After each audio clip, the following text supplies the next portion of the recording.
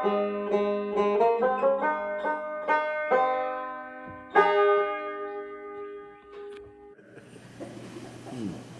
he marries Julia Sellman.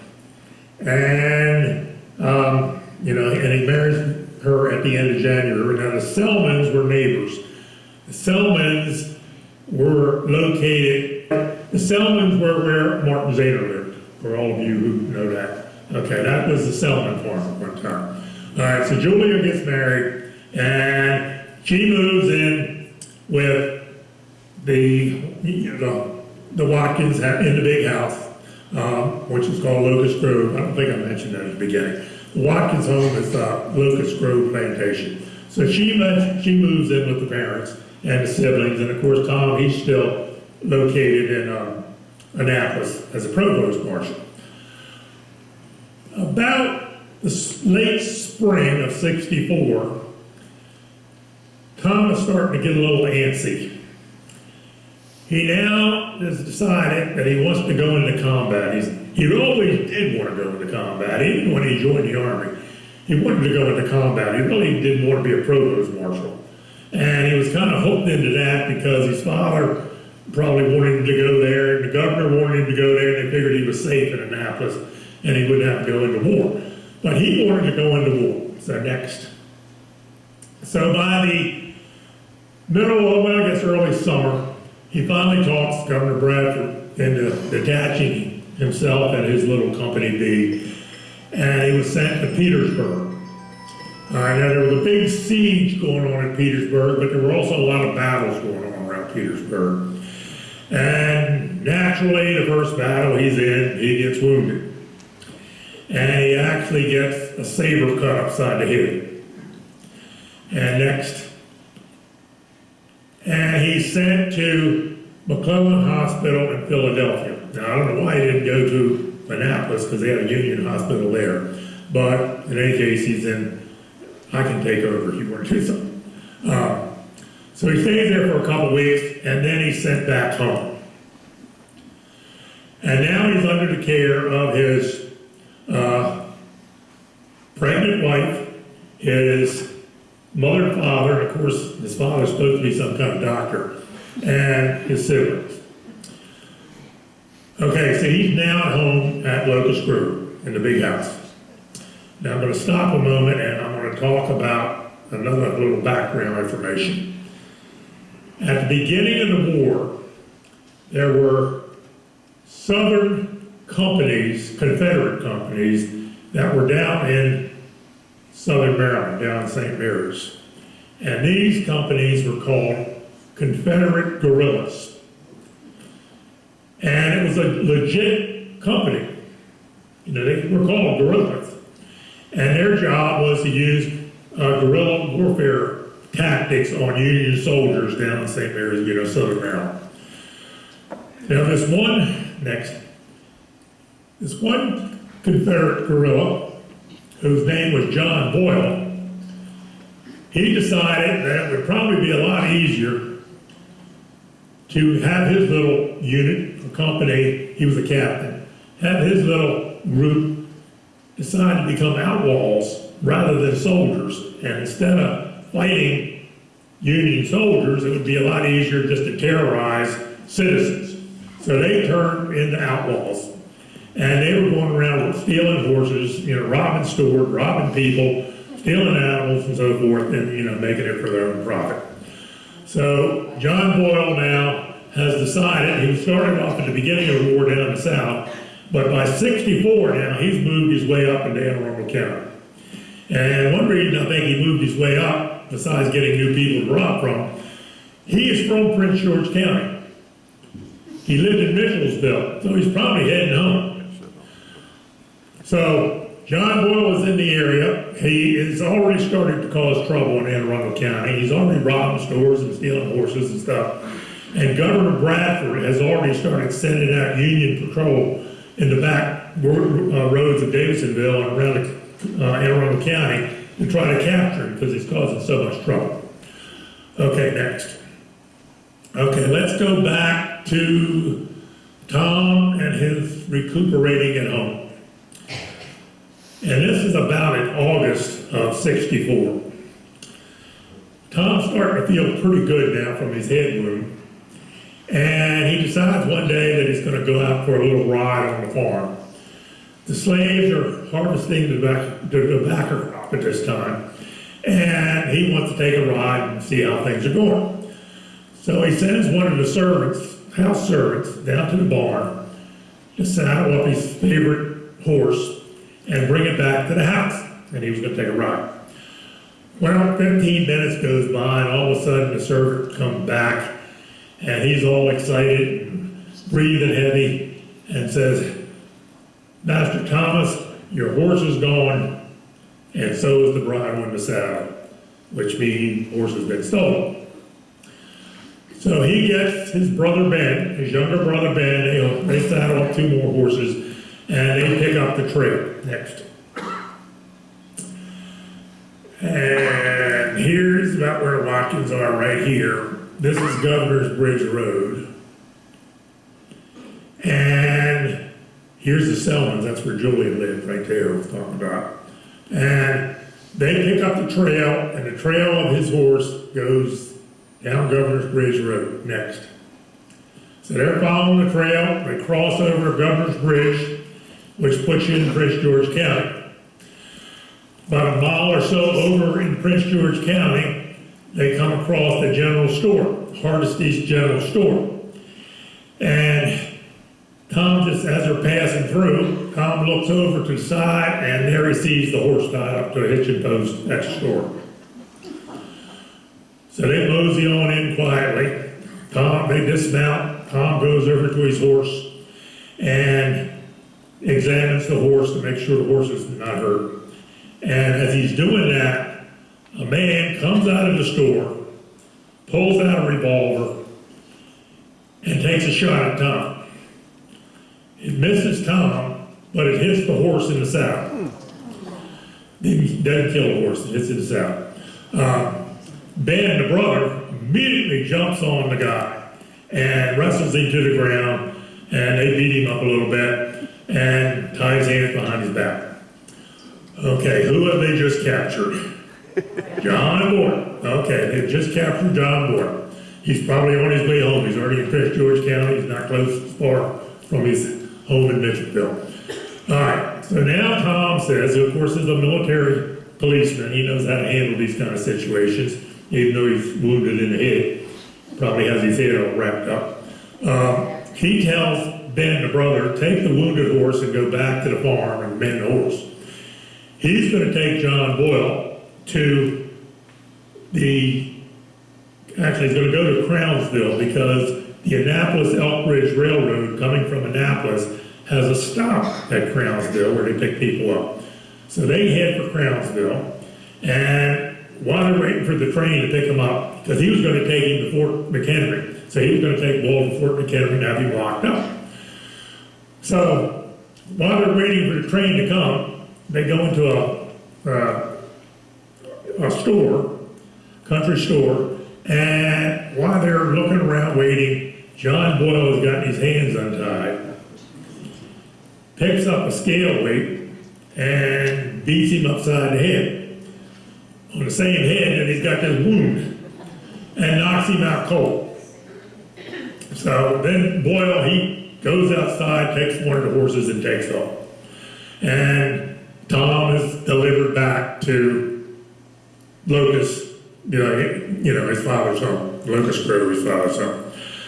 All right, when he gets back there, he's now got the head wound from the sword, probably got a severe concussion, and so they got to bring in a doctor. So they bring in Dr. John W. Beard. And John W. Beard tells him Dr. Beard tells him that, he's got a bad concussion. You might as well just go over to Annapolis at the Union Hospital in Annapolis at the Naval Academy and get a medical discharge, because you're not fit to go back into the Army. You're too bad off. So that's what he does. All right, now, John W. Beard has relatives who are still in Davisonville. Matter of fact, we got a bunch of them sitting right up here. So all the Beards, Pat Wood and Barbara and Kathy, they're all from the Beard family, and who've been around forever. You know, they've been there forever. Okay, so he takes care of it. And now it's time, not yet. So now Tom is a civilian. He's no longer in the Army. By this time, Julia has had the baby. So it's now time for Dr. Watkins, his father, says, well, I think it's time for the newlywed to move out of the big house. He's probably getting tired of hearing the baby cry. So he says, it's time for you guys to set up housekeeping for yourself. So he happens to have next, Dr. Watkins said owns a lot of property. So he happens to, like I'm getting strangled with his finger. He has a farm that's called Bellmead. And all the farms back in those days, even today, everybody had a name for their farm. I mean, you had Locust Grove, you got Mount Airy, you got Indian Range, you know, you got everybody had a name for their farm. All right, Bellmead is the name of this farm. It's about 240 acres next. And it has a house on it. And so Tom and Julia and the baby move into the house. And this is the actual house that they moved into. Okay, next. The house is located on Patuxent River Road, and it's right here where it has John Jones. John Jones would later buy the house after the war, but that's where the house was. Bellmead pretty much took up, a lot of this ground here. It was like 240 acres. It went right on down to the Patuxent River, so they owned all that. This is, right now, is where that new development is, Southern Hills. That's where that is. So they owned all of that at one time. But that's where the residence was right there. Okay, so where are we now? What's the next thing? Okay, not yet. Okay, so they move in. It's now 1860, or excuse me, the end of 1864. But around October, November, they're in the house now. And rumors are circulating that John Boyle is back in the area. He's come back to get revenge on Tom Watkins. I don't know why, because it looked like Tom got the worst end of the fight. But anyway, I guess because he was going to take him to prison, he's going to come back and get revenge. So Tom now carries that pistol that his father gave him at the beginning of the war. He's carrying the pistol by day while he's working on the farm. And at night he puts the pistol up in his upstairs bedroom, just in case he comes at night. So now we go into 1865. And we're going to go to March 25th, 1865. About 15 days before the war is going to come to an end. The Watkins are having supper in the evening. The house servants are cleaning up the dishes. Julia is upstairs in the upstairs bedroom because the baby had been feeling sick, and they're waiting for another doctor, a Dr. Welsh, to come and see the baby. So she's upstairs. Tom, he's sitting in the living room, reading the paper, smoking a pipe by the fire. All of a sudden, 3 people break down the door, rush into the house. The servants start yelling and screaming. The 3 men go in. One of them has a revolver. They see Tom. Tom jumps up to run upstairs to get his revolver, shoot him in the chest. Tom staggers to the stairs, tries to get up the steps to get to his gun, collapses on the steps, doesn't make it. Julia, who's up in the bedroom, she hears all this racket and guns going off, and she opens up the door and sees her husband laying in a pool of blood at the bottom of the steps. So she slams the door, gets out the pistol. By that time, she hears Dr. Welsh coming up the driveway to see the baby. So she opens the window and yells at him, "Go get help. there are murderers inside, get help. So he takes off across the field to get help. In the meantime, the three men run outside, they see Julia, take a shot at her in the window, and they take a shot at the doctor going across the field, and luckily they miss. Then they go down the barn, get 3 horses, steal 3 horses, and take off. All right, so they're gone. By the time Dr. Welch gets back, it's too late. Tom has already died. All right, next. And he is buried right over here at All Hallows Chapel graveyard. And I want you to pay attention to the mother's maiden name, Mary Hodges. She married Dr. Benjamin Watkins. So now he's buried March 25th, 1865. Okay, don't do anything yet. Okay, now, what happens to John Boyle? Right after he murders it, first of all, the Kent brothers, excuse me, I got to mention something. All right, now who were the people who did this? There were 3 people, and of course one of them is John Boyle, naturally, because he was going around bragging about, trying to get revenge. But the other 2 guys were the Kent brothers, Daniel Kent, who had been put in prison, and Daniel Kent's brother. All right, so they were the 3 of them who did this. And most people just figured John Boyle was the trigger man. But the Kent brothers, as soon as this all was over, they took off and went to California. So they disappeared. They're out of they're in California somewhere. John Boyle, they started looking for him because he was dumb enough to say that he was looking for, Tom Watkins, so everybody goes after him. Governor Bradford, who, likes Tom, he puts out a $500 reward for the capture of John Boyle. And they figure he's going south. But he kind of tricks them and he goes north. But they end up catching him about 3 weeks later in Frederick County. And they capture him and they bring him back to Annapolis to stand trial. And he's charged with murder, attempted murder, and horse stealing. They have the trial, and to make a long story short, he's found not guilty of murder, which really upset the Watkins family, guilty of attempted murder, and guilty of horse stealing. And with that, he's given 7 years in prison. Shortly after, I'd say the next governor comes in after Bradford's gone out. After 5 years or so, a new governor comes in and he pardons all prisoners who were in prison for Civil War related crimes.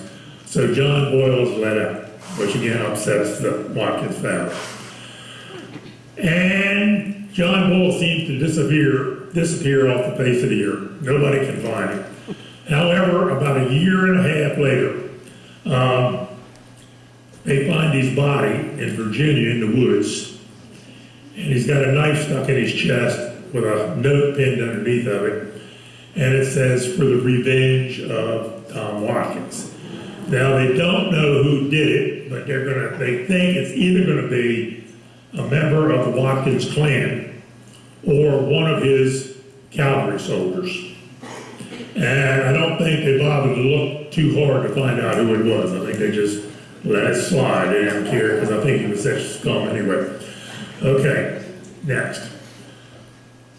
Now, John Boyle was quite a character. Not only was he probably a deserter, a murderer, a horse thief, a criminal, but when Dr. Samuel Mudd was put on trial for setting John Wilkes Booth's leg, in his trial, John Boyle's name came up.